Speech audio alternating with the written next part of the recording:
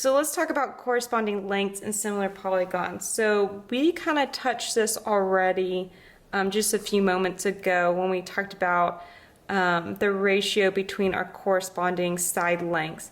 So with two similar polygons, the ratio in any two corresponding lengths of the polygons are going to have the same or an equal to the scale factor. So they should have the same scale factor. Okay. So when we look at number 3, right, so it's letting us know that triangle GHM is similar to HKL. So if you notice, we have a missing length right here, but we can definitely figure him out. We can figure out X.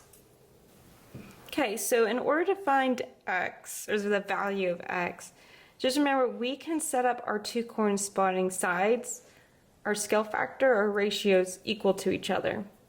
Okay, so we know for sure we need to find X, and he's on side KL. Well, if we look, KL corresponds with the side HM, right? If you're confused about why KL goes in front, if we look, KL, if we look at our triangle, he is second. So we're going from here to here. So if we go from triangle GHM to HKL, we see that the sides for this particular triangle is larger, okay? So this is new, all right? We're going here to here, okay? So KL is new, HM is old, so new over old. Okay.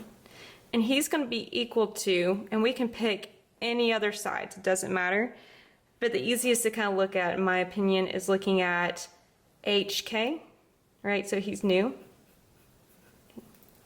And then he corresponds with GH. And all I need to do is just kind of plug in my numbers now for each of my sides. So KL, we don't know. So he's just X. HM, when we look right here, he's 12. So now HK, right, it's 15. And GH is 10. If you recall from pre-algebra or algebra 1, all we're going to do is just cross multiply now our numbers or our ratios, okay? Or for some of y'all, it's that butterfly method, okay? So all I'm doing is multiplying the numbers across from each other and set them equal. So for example, so all I'm going to do is multiply 12 and 15, so I should get 180, okay? It's going to be equal to, and then 10 times x just gives me 10x. Well, now we can just solve for x. So we just divide 10 by both sides. Okay. And now x is just going to equal 18. Okay. But let's just double check this, all right? If I were to plug 18 back into this equation, so I'm just double checking my work real quick.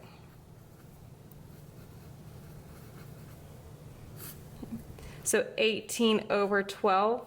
If I simplify that, that should give me 3/2. Now let's look at this proportion right here, this ratio. So 15 over 10, if I double check, that should simplify also to 3/2. So therefore 3/2, okay, should be equal to each other. So we are good to go. So 18 is correct. So now I want you to pause the video and try number 4 on your own. So for number 4, if you got x is equal to 27, great, then you can go ahead and fast forward to the next section. We're going to do 5 and 6. Same concept, but we're dealing with reduction. If you had trouble with this or you didn't get the right answer, maybe just follow along within the next couple of seconds of how I solve for this. So if we look at number 4, okay, it lets us know that triangle UVW is similar to QRS. So we're going from this triangle to this triangle. If we notice, the measurements are a lot bigger, so we know for sure we're having to deal with an enlargement. So our K should be greater than 1 with its absolute value. So we know for sure that an enlargement is happening, and they also want us to find the median ST, so this guy right here. So I'm going to put an X because we're trying to figure out the length for that guy, right? So it might be helpful to go ahead and set our proportions. So this triangle is new, this is old. So remember, new over old. So we have ST, and he corresponds, it looks like the median. So remember, the median is going from the midpoint to your vertex. Okay, so the median here is going to be ZW. So he's going to be over ZW. So we need to set him equal to another corresponding side. So if we look, we can do from R to Q, we can do R to T, it doesn't matter. So I'm just going to do from R to T. And R to T corresponds, if we look, R corresponds with V, okay, so right here, and it looks like T corresponds with V, so V, all right. So we don't know what S is, but we do know S is for sure unknown, so X, okay, and VW they give us is 12. So we can set that equal to RT over VZ. So RT is just 36, okay, and VZ is 16. So all I need to do now is just cross multiply. So when I cross multiply 12 times 36, I should get, let's see, 432, okay, and that should be equal to X times 16, which is just 16X, right? So to cancel out, I need to divide 16 by both sides, right?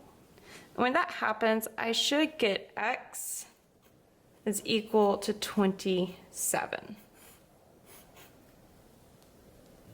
Okay, so let's talk about polygons and their perimeter. So if we have two polygons that are similar, so if we look right here, all the angles are the same measurement, but their sides are going to be different lengths, so that makes them similar.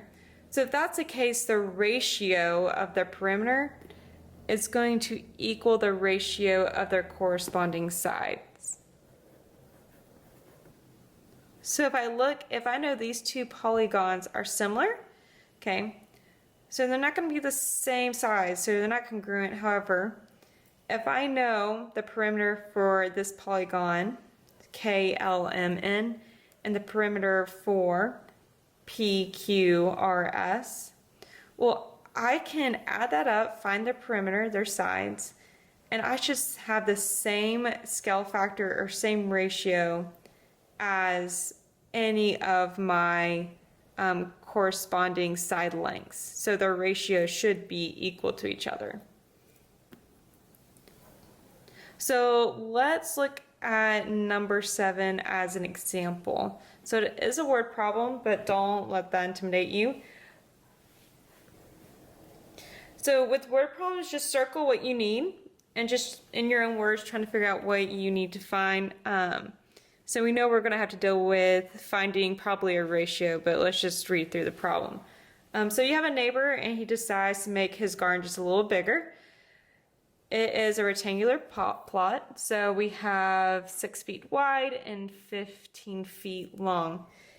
So he wants to make a new, or she wants to make a new plot that's similar to their original one, but they want to make sure it has a length of 35 feet, okay?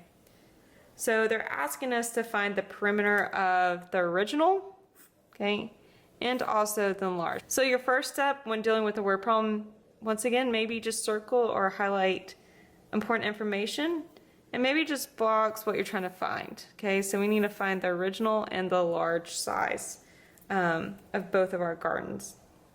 So if you're a visual person like me, I recommend drawing out your triangles. So we know it has to be 6 feet long, or I'm sorry, wide,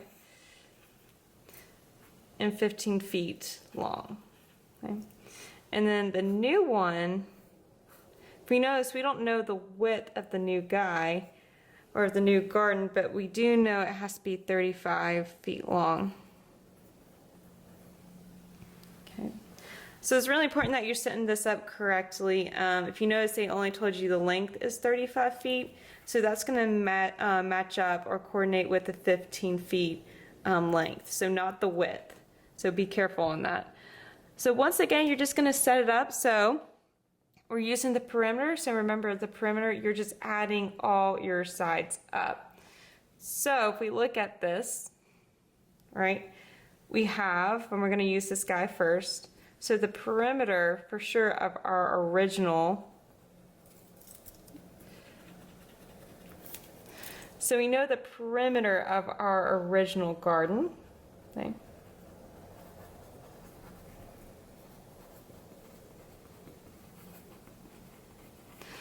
All we're doing is adding these up. So we have 6 plus 6, and then 15 plus 15. And that gives me a length of 42 feet. Now we don't know the enlarged sides because we have 2 missing variables. However, since we know that this is 42, and we do have 2 sides that are corresponding, we can just use our ratio to help us find our new perimeter of the large garden. So we can go ahead and set that up. So just remember new over old. So we don't know our new garden's perimeter, so I'm just going to set that as like perimeter new, so P new, over, okay, our original perimeter, which is 42. Okay. And if I look, I see that 35, okay, our new, corresponds with our length of 15. Okay. So now I just cross multiply. Okay. So I have, I'm going to just represent this as P, so I have 15P, okay, multiply those two together, times 35 and 42. So that gives me a length of 1,400, I'm sorry. So that gives me a length of 1,470. Now I just saw for P my perimeter. So it should have the new or the perimeter of the large garden.